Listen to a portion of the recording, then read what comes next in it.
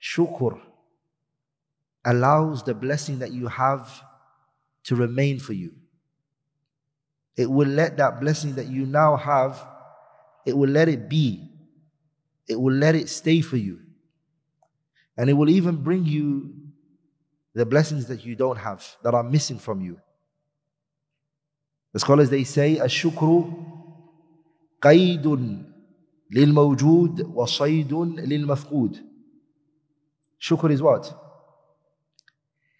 It's a rope that brings you when you fish and you throw the rod in and you're trying to get the fish. Shukr, gratitude, will bring you, it will hunt for you the blessings that are out there that you don't have. It'll bring it to you. And it will even allow the current blessing that you have to stay and remain for you. That's why Allah said in the ayah, لَإِن شَكَرْتُمْ لَأَزِيدَنَّكُمْ.